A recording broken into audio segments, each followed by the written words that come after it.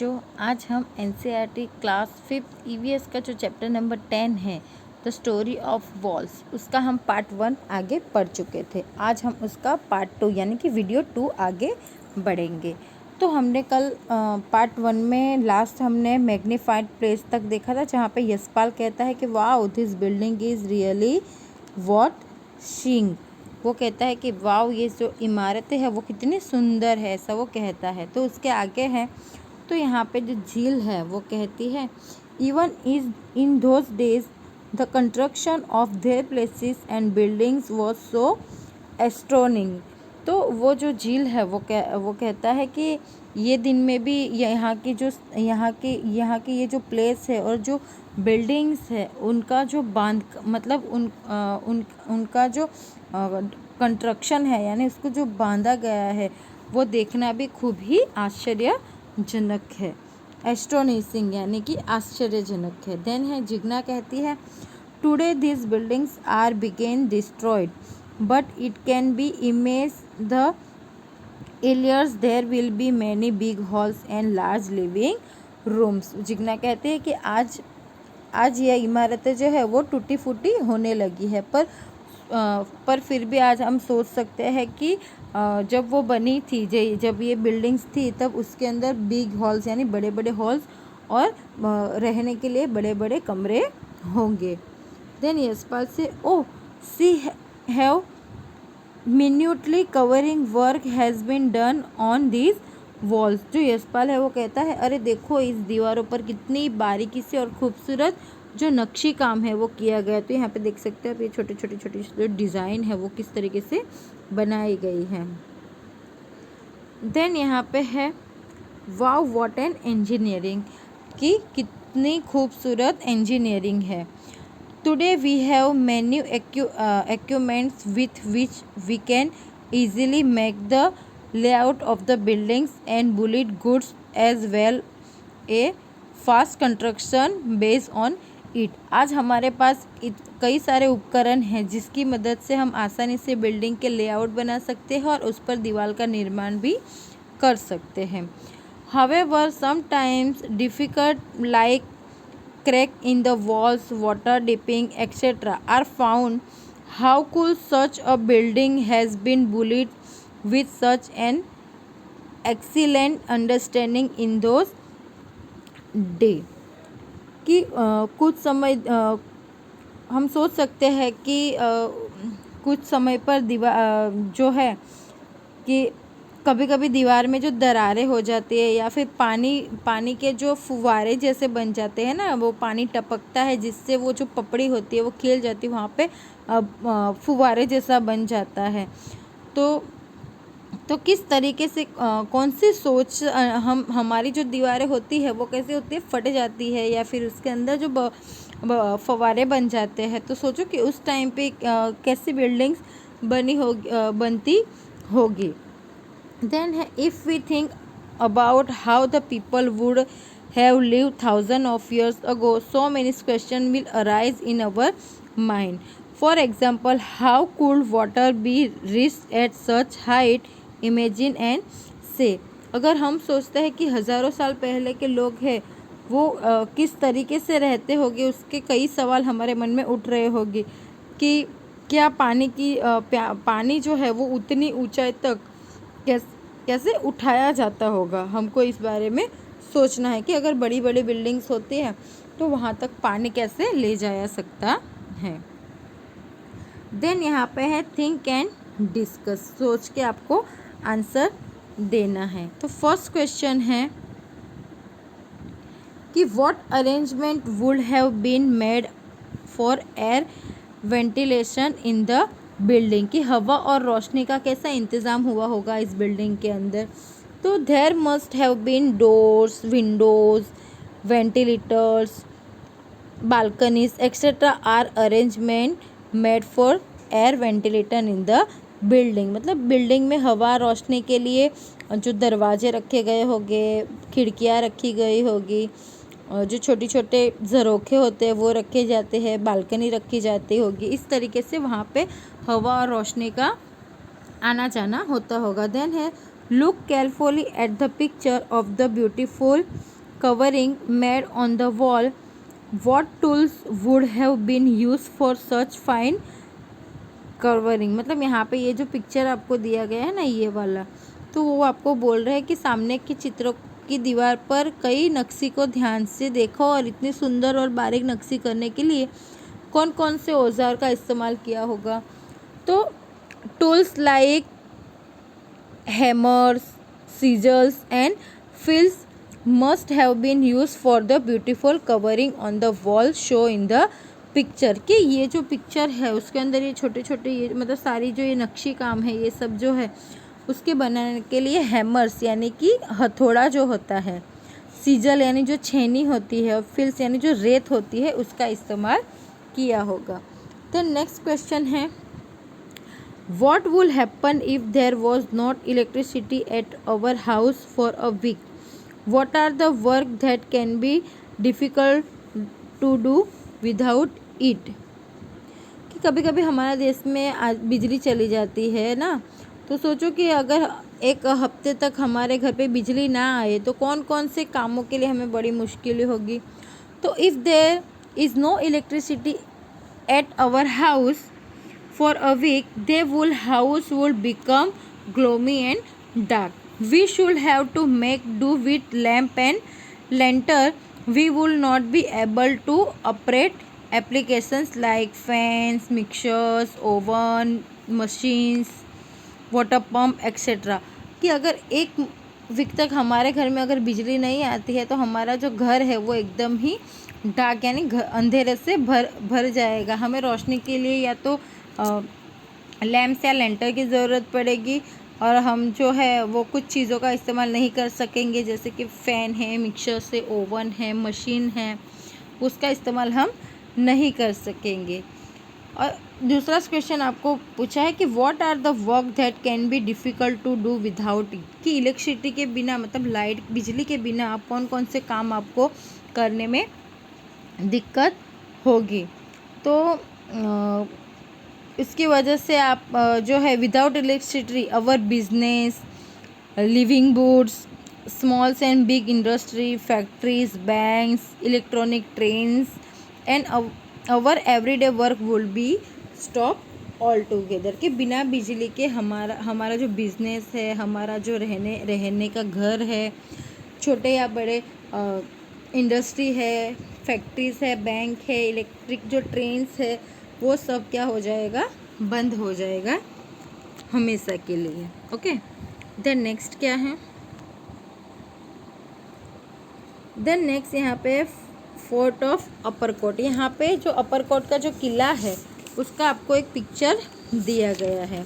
आपको यहाँ पे जो अपर-कोट का जो नक्शा है उसका पिक्चर दिया गया है। देखो आप देख सकते हो, उसको मैं थोड़ा सा छोटा कर देती हूँ।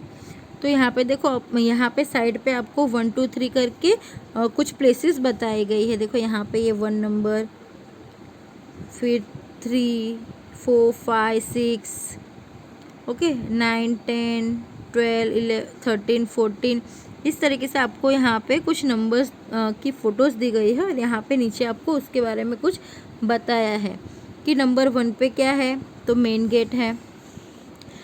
ओके, तो हम चलो यहाँ पे ये जो नंबर्स दिए हैं ना इस नक्शे के अंदर, तो उसमें देख लेते हैं। तो यहाँ पे देखो ये नंबर 1 दिया हुआ है, वहाँ पे मेन गेट है। उसके बाद ये जो सेकंड नंबर है वहाँ पे आपको लश्करी वाव दिखाई दे रही है। देन थर्ड नंबर जो है, तो यहाँ पे ये वाला जो थर्ड नंबर है, तो यहाँ पे आपको नीलम मेन का टॉप जो है वो दिखाई दे रहा है। देन फोर्थ नंबर यहाँ पे है जामा मस्जिद है।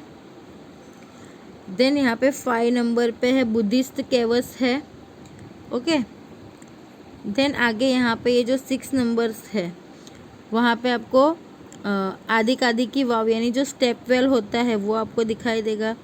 देन 7 नंबर पे यहाँ पे टेम्पल ऑफ खोडियार माता का मंदिर है। यहाँ पे जूनागढ़ में जो खोडियार माता का मंदिर है वो यहाँ पे ये नक्शे में नॉर्थ साइड पे ये यहाँ पे है। देन 8 नंबर पे आपको यहाँ पे थैट दिखाई दे रहा है। देन यहाँ पे 9 नंबर पे नवघान कुआं, यानी कि जो नवघान वॉल कुआं है वो वहाँ पे है। देन यहाँ पे 10 नंबर पे आपको ग्रीनरी दिखाई देगी। देखो यहाँ पे 10 नंबर में यहाँ पे सारी ग्रीनरी दिखाई दे गई है। फिर यहाँ पे 11 नंबर में आपको दरगाह है वो दिखाई देगी। ओके, 11 नंबर में आपको क्या दिखाई देगी? दरगाह। देन यहाँ पे जो 12 नंबर है, ओके, यहाँ पे देखो ये यहाँ पे 12 नंबर है, यहाँ दरगाह से इधर इधर इस तरीके से है। जो 12 नंबर है वहाँ पे ढाका बारी यानी कि पुश विंडो आपको दिखाई दे रही है। यहाँ पे ये देखो ये ढाका बारी है, मतलब जो खिड़की है वो बंद कर जा रही है वो दिखाई दे रहा है। देन यहाँ पे 13 नंबर पे आपको वाटर स्प्रिंग्स यानी कि कुंड दिखाई दे रहा है। यहाँ पे देख सकते हो ना, ये कुंड है। और देन यहाँ पे लास्ट 14 नंबर पे आपको कर्टल टॉप दिखाई देगा। तो इस तरीके से ये जो पूरा नक्शा है उसमें आपको पूरा यहाँ पे क्या का ये फोर्ट जो अपर-कोट का जो फोर्ट है उस पे कौन कौन सी चीज़ें हैं वो सब आपको यहाँ पे दिखाई दे रही है। देन नेक्स्ट यहाँ पे है where is east west direction, कि कहाँ पे ईस्ट वेस्ट का डायरेक्शन है। At the place where you are, in which direction does the sun rise? Where does it set? तो जिस साइड जो सन है वो उगता है वो कौन सी है? ईस्ट है। और जिस साइड जो डज है वो सेट करता है वो वेस्ट है। Where you are standing, find out what is there you east, what is there your west. Also find out what is there to your north and south. Okay, तो आप जिस side खड़े रहोगे इस साइड आपको पता करना है कि कौन सी साइड आपका नॉर्थ है, कौन सी साइड आपका वेस्ट है, कौन सी साइड आपका ईस्ट है, कौन सी साइड पे आपका वेस्ट है। ओके, मतलब कि यहाँ पे आपको बोला गया है कि तुम जिस जगह पर हो वहाँ सूरज किस तरफ से उगता है और किस तरफ डूबता है। पता करो कि तुम जहाँ खड़े हो वहाँ से पूर्व दिशा क्या है और पश्चिम दिशा क्या है। अब पता करो कि तुम्हारी उत्तर दिशा और दक्षिण दिशा क्या है। ओके, देन यहाँ पे है आपको टेल एंड राइट। यहाँ पे कुछ क्वेश्चन है। Look carefully at the map of Uparkot, given on the previous page on the map arrows show all the four direction. मतलब कि आपको यहाँ पे जो अपर कोट का जो नक्शा दिया है ना उसको देखना है और चारों दिशा में आपको तीर के निशान लगाए हुए दिखेंगे। तो चलो हम देख लेते हैं। तो यहाँ पे देख सकते हो आप, यहाँ पे जो नक्शा है तो उसमें यहाँ पे देखो, यहाँ पे साउथ साइड है, वेस्ट है, ईस्ट है, नॉर्थ है। तो हर जगह पे आपको वहाँ पे एरो दिखाई दे रहा है। तो यहाँ पे फर्स्ट क्वेश्चन है, if you enter from the main centre in which direction from your in Neelam main cannon, कि अगर तुम मेन दरवाजे से किले की तरफ अंदर देख रहे हो तो आपके यहाँ पे नीलम में यानी कि जो कटोरा हौज है वो किस दिशा में है। तो on entering from the main entrance the Neelam man cannon will be on my left side. वो आपके कौन से साइड पे होगा? लेफ्ट साइड पे होगा। तो सेकेंड क्वेश्चन है कहाँ पे होगा? वो लेफ्ट साइड पे। देन है, if someone is near the Buddhist cave in which direction from him her will be water tank be. अगर कोई बुद्धिस्ट केव्स के पास खड़ा है तो वहाँ से जो वाटर टैंक है वो किस तरफ होगा? तो if someone is near the Buddhist caves the water tank will be on the south from her and him. कौन सी साइड पे होगा? साउथ साइड पे होगा। कहाँ पे? साउथ साइड पे। देन है, in which direction would you walk from the Buddhist caves to reach Jama Masjid, कि आप किस तरफ आप बुद्धिस्ट केव्स से आप किस दिशा में चलोगे तो आपको जामा मस्जिद मिलेगी। तो to reach the Jama Masjid from the Buddhist caves I will walk toward the south में आप किस तरफ जाओगे, साउथ की तरफ जाओगे। ओके, इसके लिए स्टूडेंट्स आपको नक्शा देखना पड़ेगा। मैं आपको यहाँ पे नक्शा अच्छे से नहीं दिखा पा रही हूँ, मैं खाली आपको क्वेश्चन आंसर बता रही हूँ। तो जब भी ये आप देखोगे आंसर तो फिर आप बाद में साइड से नक्शा है उसे आपकी बुक में ओपन करके देखते जाना।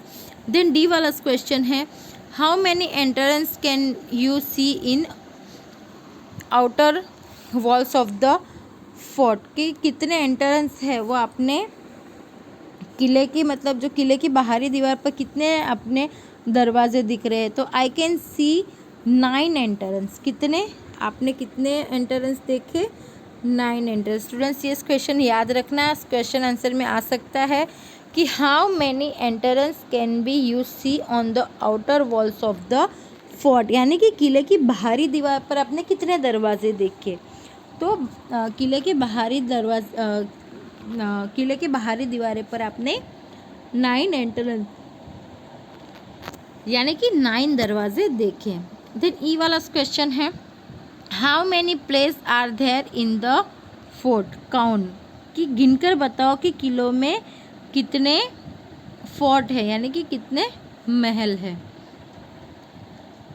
प्लेसेस यानी महल आप बोलो या जो स्थल बोलो जो भी। तो how many places are there in a fort, count, आपको काउंट करके बताना है।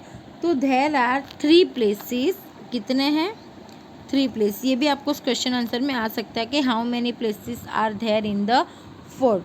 तो there are 3 places in the fort, आप आंसर लिख सकते हो। देन है, what are the arrangement done for water inside the fort, for example wells, tanks, step wells, कि पानी के लिए क्या इंतज़ाम किया है, जैसे कि वॉल्स यानी जो कुआं होता है, टैंक्स यानी टंकी होती है, स्टेप वॉल यानी जो होज जिसे कहते हैं, तो वो भी है। तो on the map 1 centimetre distance in equal to a distance of 45 meters on the ground, now tell, कि नक्शे में 1 सेंटीमीटर ज़मीन पर 45 मीटर्स की दूरी दिखाते हैं। तो अब बताओ कि फर्स्ट क्या बताना है कि on the map the distance between अधिकारी वाव एंड धाकाबरी इज ब्लैंक सेंटीमीटर, के नक्शे के अंदर जो अधिकारी वाव है और जो धाकाबर है वो कितने सेंटीमीटर दूरी पर है। On the ground the distance between the 2 would be blank metre, और ज़मीन पर यह दूरी कितनी है। तो मैप के अंदर जो अधिवाव धाकरी है वहाँ का जो डिस्टेंस है वो 12 सेंटीमीटर है और ज़मीन की दूरी से वो 540 मीटर्स दूर है। देन है, how fair is the main entrance and Buddhist cave from each other, कि जो मेन दरवाज़ा है वहाँ से बुद्धिस्ट केव्स है वो कितनी दूरी पर है। तो the main entrance and the Buddhist caves are 8 centimetre way from each other on the ground they are, मतलब कि वो नक्शे के अंदर 8 सेंटीमीटर दूर है and they are 360 metre away from each other, और दोनों एक दूसरे से 360 मीटर्स एक दूसरे से दूर है। तो स्टूडेंट्स आज यहाँ पे ही हम हमारा ये जो चैप्टर है इसका पार्ट 2 यहाँ पे फिनिश करते हैं। अब हम मिलेंगे पार्ट 3 के साथ, तब तक के लिए बाय, टेक केयर। और आज का आपका ये जो होमवर्क है उसमें आपको जितने भी इस क्वेश्चन आंसर मैंने करवाए हैं वो आप आपकी टेक्स्ट बुक में कर लेना, और साथ में जहाँ तक मैंने आपको आज एक्सप्लेन किया है वहाँ तक रीड भी कर लेना। So then bye bye, take care.